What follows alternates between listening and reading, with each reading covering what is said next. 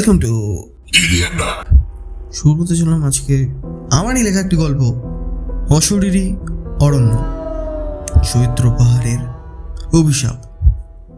10ই ফাল্গুন 1952। আমি অবিনাশ, পেশায় স্কুলমাস্টার হলেও নেশায় পর্যটক।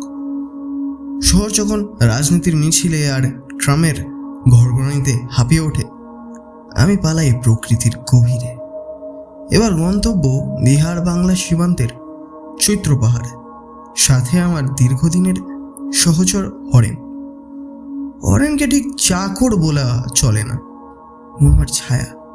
স্বল্পবাসী, কিন্তু ওর একাগ্রতা অনেক সময় আমাকেই ভয় পাইয়ে দেয়।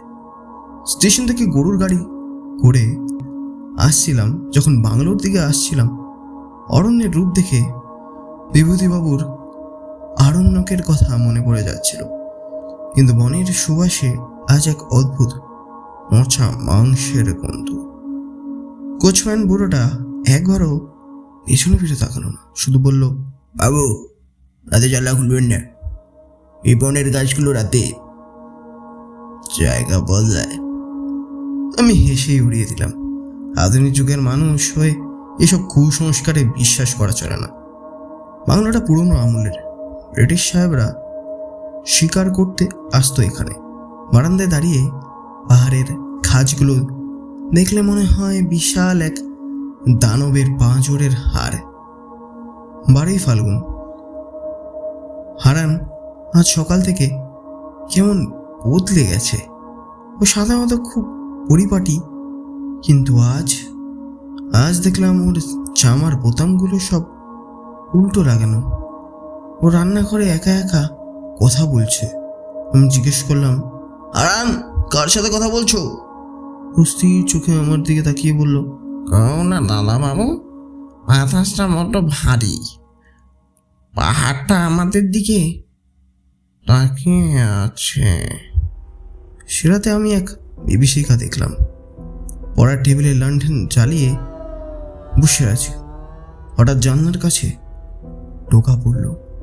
বাইরে ঘুটঘুটে অন্ধকার। টর্চ জ্বালতে দেখলাম এটা হাত, কিন্তু সে হাত মানুষের নয়। অস্বাভাবিক লম্বা, ফ্যাকাশে সাদা, আর নখগুলো ঠিক শেয়ালের মতো বেঁকানো। হাতটা জানলার শ্বাসিতে রক্ত দিয়ে কিছু একটা লিখছিল। আমি ভয় চিৎকার করে উঠতে গিয়েও পারলাম না, কারণ দেখলাম হারান আমার পেছনেই দাঁড়িয়ে আছে। ওর হাতে একটা বড় কসাইয়ের ছুরি। ও ফিস করে বলল, দাদা বাবু, জানলা খুলবেন না, এটা আপনার মা নয়। আমার মা মারা গেছেন 10 বছর আগে, কিন্তু বাইরে সে ছায়াটা অবিকল মায়ের গলায় ডাকছিল, অবিনাশ, খোকা, দরজাটা খোল। পরদিন গ্রামে গিয়ে এক ভয়াবহ সত্য জানতে পারলাম। এই চৈত্র পাহাড়ের নিচে এক বিশাল খনি আছে। 50 বছর আগে ব্রিটিশরা সেই খনিতে কয়েকশো মানুষকে জীবন্ত কবর দিয়েছিল, কারণ তারা বিদ্রোহ করেছিল। তাদের হাড়ের ওপর এই অরণ্য দাঁড়িয়ে। গ্রামের মোড়ল বলল, বাবু সাহেবরা চলে গেছে, কিন্তু তাদের রেখে যাওয়া সেই ক্ষুধা যায়নি। এ বন মানুষের শরীর চায় না, মানুষের স্মৃতিও চায়। যারা এখানে আসে তারা ধীরে ধীরে নিজেদের পরিচয় ভুলে যায়, তারা বন হয়ে যায়। এখানেই লুকিয়ে আছে এক গভীর নয়ার সত্য। আমি ভাবি আমরা প্রকৃতিকে জয় করেছি, কিন্তু প্রকৃতি আসলে আমাদের গিলেছে। আধুনিক শহরগুলো যেমন গ্রামকে গিলে ফেলে, এই বনও তেমনি সভ্যতার নতুন রূপকে চিবিয়ে খায়। 15ই ফাল্গুন। শেষ ডায়েরি নোট। আমি এখন খাটের নিচে লুকিয়ে দেখছি লণ্ঠন নিভে গেছে। হারান নেই, এখন 4 হাত পায়ে দেয়াল দিয়ে হাঁটছে। ঠিক যেভাবে ড্র্যাকুলা তার দুর্গে দেয়ালে হাঁটতো এবং নামতো। ওর গায়ের চামড়া ফেটে ভেতর থেকে শালের ছাল বেরোচ্ছে। ওর চোখ দুটো এখন আগুনের গোলার মতো চলছে। পুরো বাংলোটা কাঁপছে, গাছগুলো সত্যি জায়গা বদলাচ্ছে। ওরা এখন বাংলোর চারিদিকে ভিড় করে দাঁড়িয়েছে। ওদের ডালপালা জানলার কাঁচ ভেঙে ভেতরে ঢুকছে। হারান দরজার বাইরে দিয়ে অদ্ভুত স্বরে হাসছে। ওর হাসিটা এখন আর মানুষের মতো নয়, শুকনো পাতা ঘষার শব্দ। ও বলছে, বাবু, ভয় পাবেন না, আমি আপনাকে মুক্তি দেব না। আপনিও গাছ হয়ে যাবেন, আপনার আঙ্গুল দিয়ে ডাল বেরোবে, আপনার রক্ত হবে নির্ঘাস। আমরা সবাই মিলে এই পাহাড়কে পাহারা দেব। আমি জানলার বাইরে তাকালাম, দেখলাম অরণ্যের হাজার হাজার গাছের ডালে ঝুলছে সাদা সাদা মানুষের কঙ্কাল, কিন্তু সেই কঙ্কালগুলো নড়ছে। তারা সবাই ফিসফিস করে বলছে,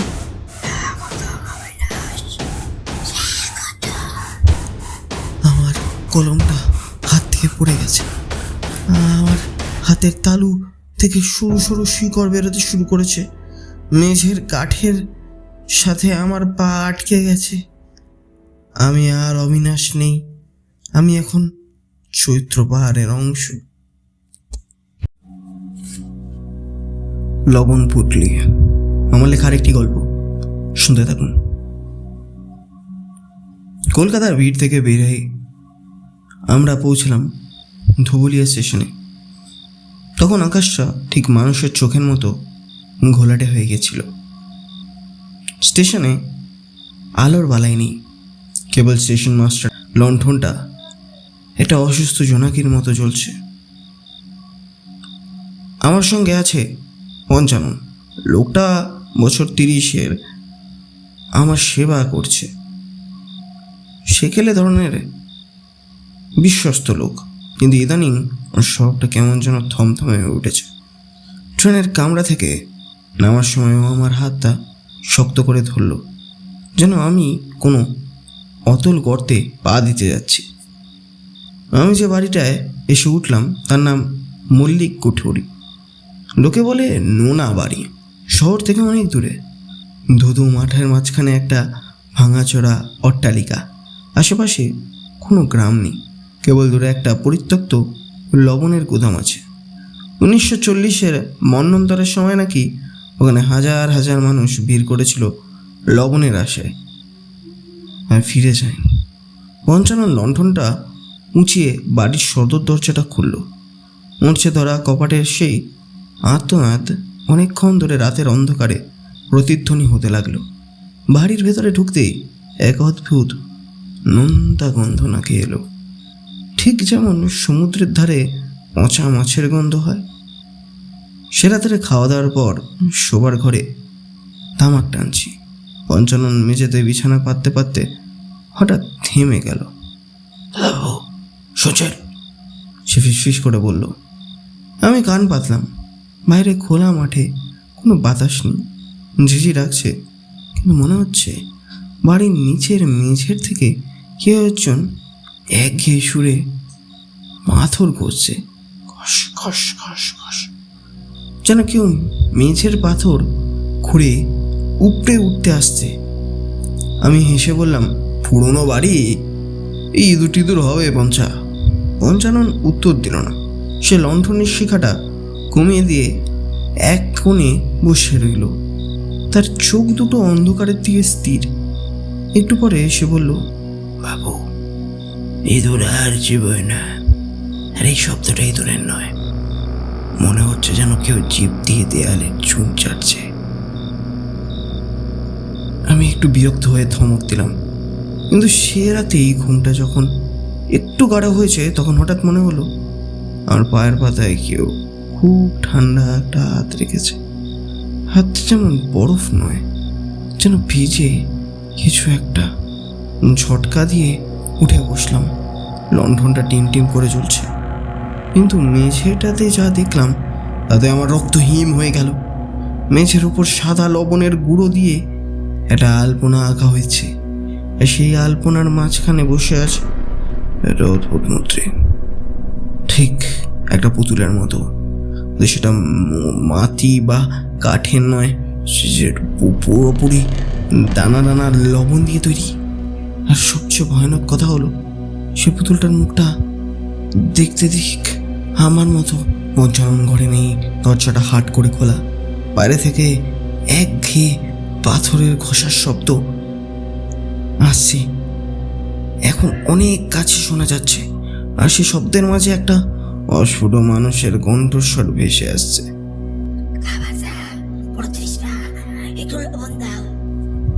বিছানা ছেড়ে নামতে পা দুটো যেন পরজ্জলের উপর পড়লো। মেঝে সেই লবণের আলাপনটা স্থির হয়নি, মনে হচ্ছে দানাগুলো পিপিলিকার মতো নড়ছে। লন্ঠনটা হাতে নিয়ে ঘর থেকে বেরোলাম। দীর্ঘ বারান্দাটা অন্ধকারে যেন খা খা করছে। পলেস্তারাগুলো খসা, দেয়ালের লণ্ঠনের আলো পড়তেই মনে হলো দেয়ালগুলো যেন ঘামছে।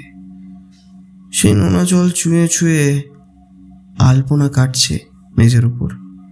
পঞ্চানন, ওরা পঞ্চা! ওর গলার আওয়াজটা খিলিনওয়ালা ছাদের ওপর ধাক্কা খেয়ে ফিরে এলো, কিন্তু কোনো উত্তর এলো না। শুধু সেই খস খস খস শব্দটা তীব্রতর হলো। শব্দটা আসছে নিচের তলার বড় চণ্ডী মণ্ডপের দিক থেকে। সিঁড়ি দিয়ে নামার সময় লক্ষ্য করলাম কাঠের রেলিংটা ভিজে চটচটে হয়ে গেছে। টর্চটা জ্বালালাম, দেখলাম রেলিংয়ের গায়ে কোনো জল নেই, বরং লবণের একটা পাতলা আস্তরণ পড়ে আছে, যেন কেউ মেঝে নুন মেখে সিঁড়ি দিয়ে নেমে গেছে।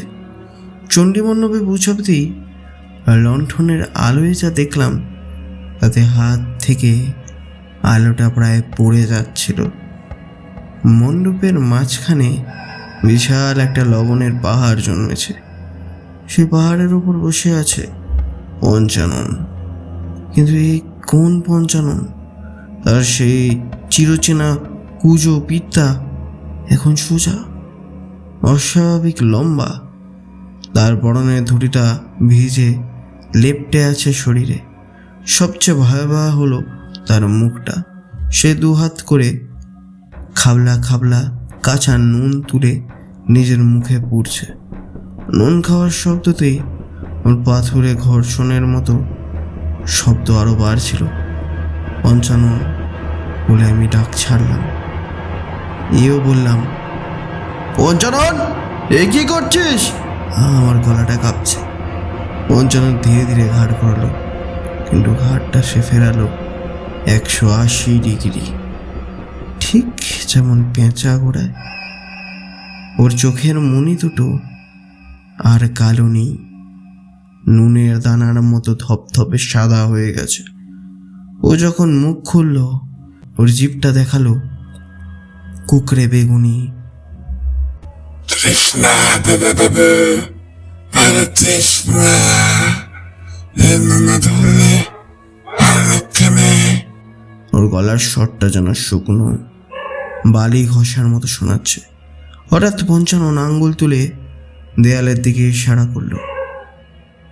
দেয়ালের বড় বড় পলেস্তেরাগুলো খসে পড়েছে, আর সেই খসে পড়া অংশ থেকে বেরোচ্ছে সারি সারি হাত, মানুষের হাত, কিন্তু সেগুলো শুটকি মাছের মতো শুকনো ফ্যাকাশে।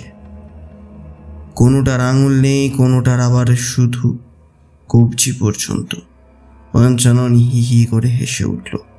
সে হাসির দমকে ওর মুখ দিয়ে নুন ঝরতে লাগলো। ওরা 1940-এর সেই ভিখিরিরা বাবু লবণের জন্য লাল্লাত হয়ে মরেছিল।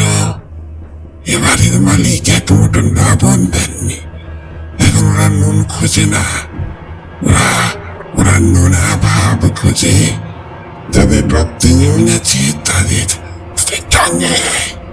হঠাৎ অনুভব করলাম আমার পা দুটো ভারী হয়ে যাচ্ছে। নিচে তাকাতেই দেখলাম মেঝের লবণের স্তরটা আমার গলারি পর্যন্ত উঠে এসেছে।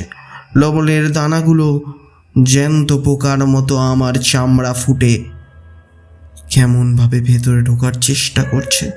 শরীরের ভেতরে রক্ত যেন শুকিয়ে যাচ্ছে মুহূর্তের জন্য। চণ্ডী মণ্ডপের চারপাশের দেওয়াল থেকে সেই হাতগুলো এখন নড়াচড়া করা শুরু করেছে। একে একে বেরিয়ে আসছে মুন্ডহীন ধর, কারো আবার শুধু পা।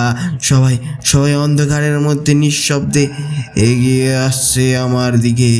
তাদের তাদের প্রত্যেকের নড়াচড়ায় লবণের গুঁড়ো ঝরছে মেঝেতে।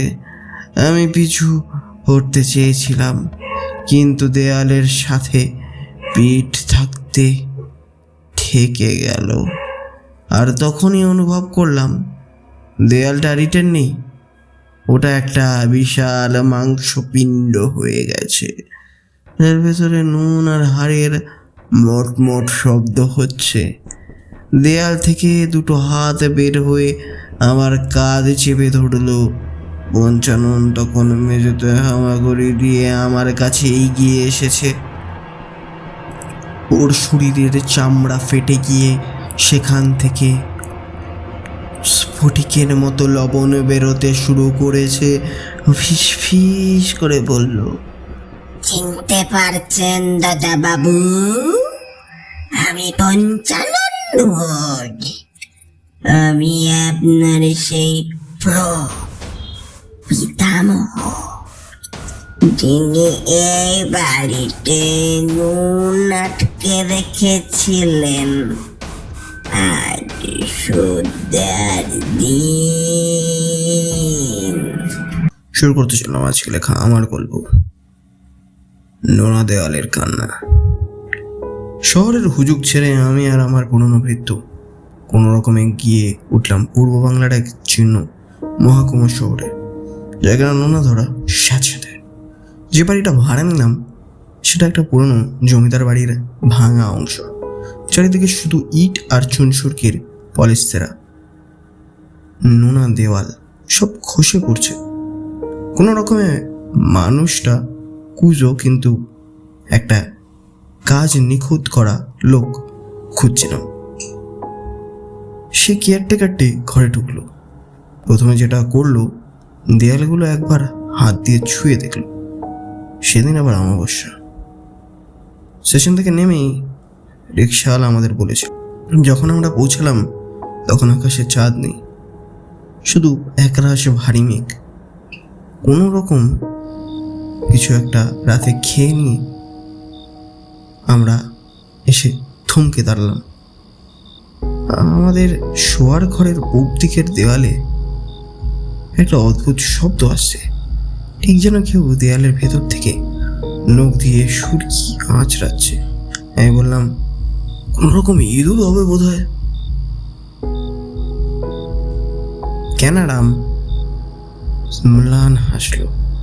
ওর চোখের মণি দুটো লণ্ঠনের আলোয় কেমন যেন স্থির দেখালো। ও বলল, বাবু, ইঁদুর সুরকি খায়, কিন্তু মানুষ যখন চুন সুরকি দিয়ে নিজেদেরই গেঁথে ফেলে তখন শব্দটা একটু অন্যরকম হয়, কি বলেন? আমি ভ্রু কোচকালাম। এই ক্যানারামের কথাবার্তা ইদানিং বড় অদ্ভুত ঠেকাচ্ছে। রাত বাড়ল, সেই আঁচড়ানোর শব্দটা প্রবল হতে লাগলো।